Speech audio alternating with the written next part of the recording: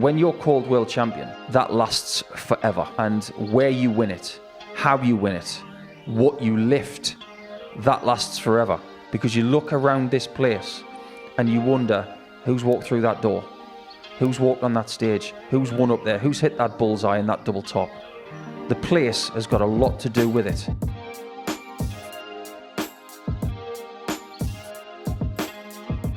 Hello, welcome back to Pluto TV and to the MODUS Super Series, where today we're going to be discussing iconic dart venues and, well, the role and shape they have in bringing the sport into the modern age. There's been plenty of talk and speculation, I suppose, as there is every single year, about the Alexandra Palace and whether it's still fit for purpose for the World Darts Championship. Talks about it, the tournament possibly moving to Saudi Arabia, talks about it possibly moving to other venues. There was an interview with Barry Hearn, the president of the Professional Darts Corporation, the other week, who was speaking about his intention to keep the championship at the Ali Pali. Some people also talking about possibly moving it into the Great Hall, which has a capacity more than double what the venue or the venue inside Alexandra Palace now currently has. To discuss this, the asset, Paul Nicholson, is alongside me. First of all, you've played at Alexandra Palace many times in your career. In terms of a venue to play in, what is it like? First and foremost for me, I preferred it the other way. When Gary Anderson won his first world title, he won it when it was thin and long as a venue. Then the following year, they flipped it around to make it shallow and wide. And I preferred it the other way because the way that you would be fed towards the stage was different. Now they go through some of the other areas of the Alexandra Palace, which are colder, which I don't think work brilliantly for the players. But as an overall venue, you can't really ask for much more. You've got that drive up the hill where it's illuminated by the title sponsors, and you do get goosebumps every year, no matter how many times you've played there. I'm a purist. I love the fact that Alexandra Palace has had a lot to say about darts, not just since 2008, but because it held News of the World Championships in the 1960s and 70s. It's had a lot to say about this sport, and I think we should keep it there. That's my opinion, but playing there is a genuine joy, most of all. You mentioned some of the intricacies about the venue, because it is a massive building, isn't it? Just for those that haven't been there and don't know what the building's like, just describe it a little bit for us. Well, there's an ice rink that a lot of people don't see. So when you try and get anywhere close to the entrance for Ali Pali on the side, which has the big view of London attached to it, you're going to be walking past the ice rink and the car park. It's a monstrous building. It's a lot bigger than people realise. And you think about the amount of people who work there every single day. You're talking about people who work for the title sponsor, you've got media, you've got players, managers, security, all sorts of people. So you've got to be able to house all of this. And it's a huge logistical operation. And on one side where the media do walk in, just to the left of that, that's where all of the vendors for food go in and where they bring in all of the refreshments as well. Logistically, it works. And I think because it's cold at Christmas time and the New Year, I think it works for the fans. It works for everyone, really. So the only reason to consider moving it is for money. Mm-hmm. I think we all know that, but money drives a lot of things these days. I think it's all about weighing up whether the tradition of the last 20-odd years at Ali Pali is worth getting rid of for the sake of maybe more prize money and more rights elsewhere around the world. And darts isn't the only sport that's got this present problem. This has been a conversation that's been had in snooker for a number of years. The Crucible Theatre in Sheffield is synonymous with their World Championship, and they're in a similar quandary where a contract's up in a couple of years' time and people are talking about, does that tournament move to Saudi Arabia? Does it move to China? Does it move to somewhere else? Darts is seemingly in that similar place where, because when the World Championship moved to Alexandra Palace, it was a big beast in the UK, but maybe internationally didn't quite have the pull. But now, when you look at everything that's happening across the landscape, the World Series, the rise of Luke Littler, the rise of international players, there's a market globally that can genuinely have an interest in taking that World Championship. Yeah, that's true. I think some sports are different, though. If you were to have a World Championship in China for snooker, that would make more sense than having the World Darts Championship in Saudi Arabia. I think everybody would have to agree with that. I'm not being arrogant when I say that everybody would have to agree. I think it's just common sense. But the one exception I have when it comes to darts is that it seems like everything that has the word world in it is in the UK. It wasn't always the case. The World Grand Prix used to be in Ireland. We thought, okay, at least there's something overseas and in the EU. But the World Grand Prix is in Leicester now. The World Match Play is in Blackpool. The World Championship is in London. And you've got dart players saying, well, hang on a minute, if it's a world tournament, why is everything in the UK? So from that point of view, I see what people are saying. But tradition is important in our sport. You have to look at how a country would populate a world championship in comparison to Ali Pali. Now, getting tickets is really difficult. Why is that? Because it's popular and it's a good catchment. I think if you're going to move a world tournament, you're more likely to move the World Grand Prix than anything else, because the match play is synonymous with Blackpool, the World Championship is synonymous with London. But can you honestly say to me, anybody out there, even Eddie or Barry Hearn, would you be able to sell enough tickets for a World Championship in a country that is not in Europe? I'm not sure about that. Okay, let's talk about then the argument that was had a few years ago when people thought, when they move out the Circus Tavern, they populate the Alexandra Palace? Because that was a big discussion when the Circus Tavern was left of the venue. And there was a lot of people that didn't want to make the move over to Alexandra Palace originally. Is this a more upscale conversation in comparison to the one that was had in 07, 08? I think this is a safer conversation to have. Going from Purfleet to Ali Pali after that Raymer van Barneveld and Taylor final, I think that was a bold move. Maybe seeing that darts was about to go into something new. I think Matchroom Sport pulled a blinder there because it was a little risky, but I think it was a calculated risk, and it's worked out brilliantly. If you look at the popularity of darts now with the ticket holders, if you were to move it to somewhere in Europe, say Germany, Belgium, or the Netherlands, for example, you'd still be able to get people from the UK going to it. You'd get this the catchment from Germany, which, you've got to be there to understand how many Germans and how many people from Europe actually do attend London for days on end. And I'm starting to see with our colleague Chris Mason, because we play some of the fans for the title sponsor every year now, just how many people are coming from North America. People are coming from further to actually go to this tournament. So as much as I'd like to keep it there, I think there is an argument, and that Matt Porter's not stupid. He's looking around. He walks around the fans' village. He listens to the fans' accents. He knows where people are coming from. So maybe this conversation is stemmed from, well, I'm hearing more accents than ever before, so is there a license for us to move it?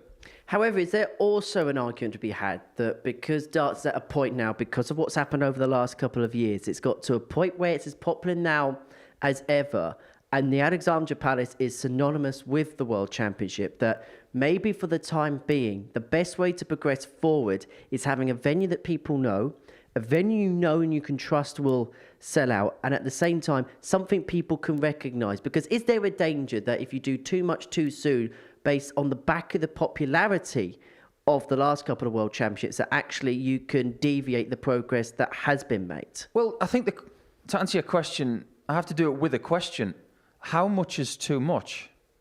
So if you look at Premier League darts, you're talking about arenas that hold somewhere between 5 and 15,000 people for one night of darts. So when you look at Ali Pali, it's 3,500 people, and it's loud. It is vibrant. It is brilliant. You've got to be there to understand just how incredible it can be when you've got the right matches on that stage and the right crowd. So how much is too much? What are we talking about here? Are we talking about 7,500 a session, which would be 15,000 a day? Is that doable? The only people who know this are the ticket companies, because the amount of demand they get, and the PDC. So it's got to be a sustainable growth, but it's also got to be future-proofed. And that's why a lot of people are talking about the Great Hall. But that comes with its own challenges. That is something you'd have to almost retrofit with a lot of shell, because that place is cold. You cannot put the stage in there without a lot of other equipment to make it comfortable for fans, for players, and you'd have to completely change the whole game plan and the codes of practice and the health and safety protocols. it's a big operation, but it's up in the air, and I'm glad I'm not getting paid to make this decision. It's a really tough one. And I suppose as well with the Great Hall, would you, even though it's at the same venue, is there a danger that you could lose the soul of the World Championships, even though you're in the same venue in a different part of the same venue? No, I don't think so. I think if you market it properly and you give people notice and you almost massage the past, because the News of the World tournament used to be in the Great Hall. You look back at some of the old footage and then you show people what it used to be like. And then with a modern sort of twist, I think that could happen. But I spoke with Matt Porter about it at Christmas time, and we looked around the Great Hall together and we just said, yeah, we can see the logistical challenges here. Such a huge ceiling, great availability of super views of, big stained glass windows and things like that. But what comes first? Players' comfort so they can throw 100 averages. Customers have got to be comfortable. You can't have freezing cold customers. Mm-hmm. And that's why the existing venue works, because it's lined with carpets and seats and heat from people. Well, I know that if you're going to put more people in there, you're going to heat them up just as much. But it's a really, really tough decision, this. I think at the minute, sometimes standing still is the right thing to do. But let's not say, even from purists like me and some others, let's not close the door on expansion, because if we want the sport to go even more global, maybe it will be needed at some point. But right now, I'd say no. I want to get your view, particularly on some of the comments that have been made over the last few weeks. It happens every year about the role of the host venue of the World Championship. What could happen next in terms of expansion? But has it felt like this year there's been more noise made about it in comparison to perhaps previous years at Ali Pali? Yeah, because there's been more noise from other sports within the same promoter. I think the noise around the Crucible is louder than that of Ali Pali. And because Matchroom Sport have got a big hand in World Snooker, as well as darts, I think there's a lot of people who like both sports. So when you talk about one thing happening, all of a sudden with the social media generation that we're currently sitting in, people will then migrate to a different subject and say, well, what about this? Thing is, when you go to Ali Pali in the middle of December, you won't find many people in the media squad, from the broadcasters, from the newspapers, from the YouTubers, to everybody there. You won't see many people who are disappointed to be there. I don't know what it's like for World Snooker when they go to the Crucible in April. But as far as we're concerned, when we get there, we're still like kids at Christmas. Literally like kids at Christmas. Mm-hmm. And I suppose that's part of the question. I suppose part of the argument about it is it's not as if it's a venue that people don't enjoy going to, where there's possibly, I won't name names, but there's possibly the odd venue here and there where players rock up at and think, don't fancy playing here. There's not that argument with Alexandra Palace. No, there isn't. You speak to most of the players. They're very honest about how they feel about certain venues. And in particular, when you go to European tour events, what do you think of this place? They will tell you how they feel. And I know that Vincent van der Voort has had his very strong opinion about things within the PDC over the last few months. And Vincent's opinions are entirely valid because they're his opinions of his wants and likes. We all have... I hate Blackpool. That's my opinion. But you speak to some other people, they adore it. It's subjective. But the thing about Ali Pali is, I would say about 95% of people adore it because it's iconic. And when you play in that venue, with the exception of the backstage area, which I just think's a bit cold for players' preparation, I do think that the playing stage itself, it can't be faulted. It can't be faulted at all. Because look at the standard of play we've seen for the last few years, because it's going up and up and up. If they were uncomfortable, these players, would that standard be the way it was? Absolutely not. But I suppose the main thing this boils down to is the financial element of it. Putting your player's hat on, and you were still in the top 16, if you were told, right, I could play at Alexandra Palace for another 5 years with the prize money guaranteed as it was, or you get told there's another venue in the offing, but if we go to this venue, you don't know where it is in the world, you don't know what the arrangements are going to be, you may not even know what time of year it's going to be, but you're told you can double your paycheck by going there. As a player, would you be taking option one with the guarantee of what's happening now and the iconicness of the Alexandra Palace? Or would you look at the paycheck that potentially could be on offer at another venue and say, well, my career is short, and take that? Call me old hat and a bit of a traditionalist, but I would want to win tournaments where other great players have. I want to be part of that conversation. I don't want to go to a country that is going to give me money that will run out. And this is what Luke Humphries was saying about a year ago. He said, when you're called world champion, that lasts forever. And where you win it, how you win it, what you lift, that lasts forever. Money runs out. So for me, and for a lot of other people, they would want to win at Ali Pali because Gary Anderson's won there a couple of times. Michael van Gerwen's won there 3 times. Phil Taylor's won there. Adrian Lewis has won there. John Part started this all there. Who wouldn't want to be part of that? And have we seen a situation, this is absolutely granted, the circumstances are completely different when I bring up this example, in terms of the BDO, where for so many years the World Championship was played at the Lakeside. The tournament then moved to the Indigo at the O2. Wayne Warren won the men's competition, Makura Suzuki won the women's competition. And I know that there was other circumstances at play which wouldn't be in play with the PDC. I absolutely understand that point. However, did their World Championships detract a little bit because of the venue that they won it in? I think there were more things in play there, but if we're talking about the venue strictly, it did feel different. And from someone who actually worked at the 3 Lakesides before 2020, when Glenn Durant was winning all 3, there was something special about those 3 years, because when Channel 4 decided to cover the first 2 that we did in 2017 and 2018, we thought, do you know what? And Rob Walker asked me this question at the start of both tournaments. Why is this tournament still relevant? And I looked around and I said, because of this place. Because you look around this place and you wonder, who's walked through that door?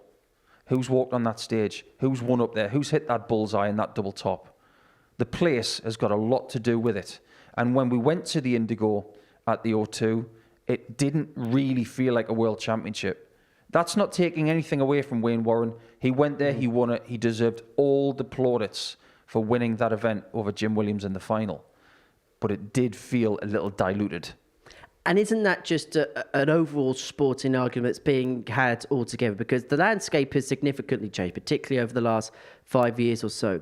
Is there a question now in terms of legacy, in terms of sport, but then also the financial aspect? And is there perhaps with big organisations meeting in the middle? Because look, you can't ignore some of the new places, and look, we can't also shut our eyes to new opportunities that are being arisen within the sport. Is there a fine line to be tread in this particular argument, and it's a sport-wide one? Yeah, it's the same as a work-life balance, isn't it? For anybody who is in their 20s, 30s, 40s or 50s, you've got to strike a balance when it comes to earning money and actually having a life. With this business, it's about making sure that tradition is honoured and making sure that growth isn't necessarily exponential overnight. As much as we'd all love to do that, it's not realistic, it's not sustainable, which is why the top prize at the Worlds has been $500,000 for a while. Barry Hearn's talked about wanting to make it a 7-figure paycheck. That is fine, but that won't happen overnight. It would climb over the years from 100,000 to 200,000 to 300,000, and then ultimately it would get to 500,000. It stayed there for a while. Sometimes, and I'm going to quote Bruce Lee here, there's a difference between standing still and doing nothing. At the minute, the PDC are doing a lot of standing still, which is not necessarily a bad thing, but they aren't doing nothing.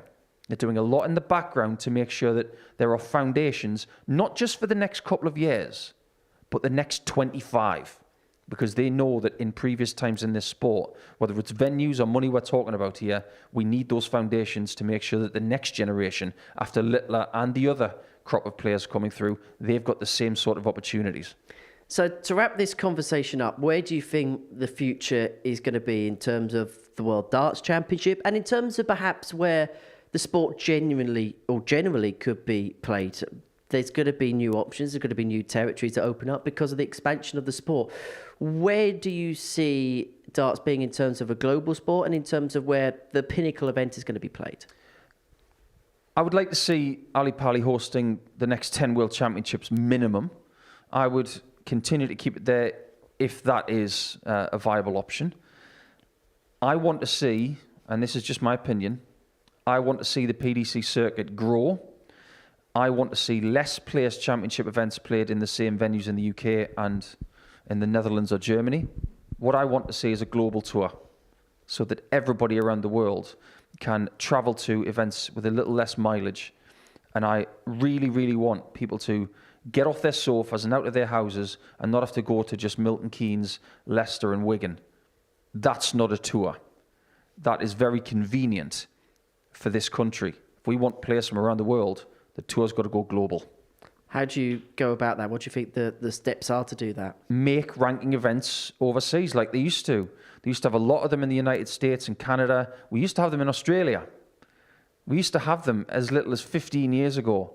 It is doable, but you need the fringe tours to step up. So DPA, DPNZ, CDC, other people around the world, they've got to be able to say, we can put these events on. They're going to be ranked, and it will allow the players to travel and figure out how to play in different locations. And that way you can grab more people, in my opinion. Thank you for watching the latest edition of the Tungsten Talk here at the MODUS Super Series.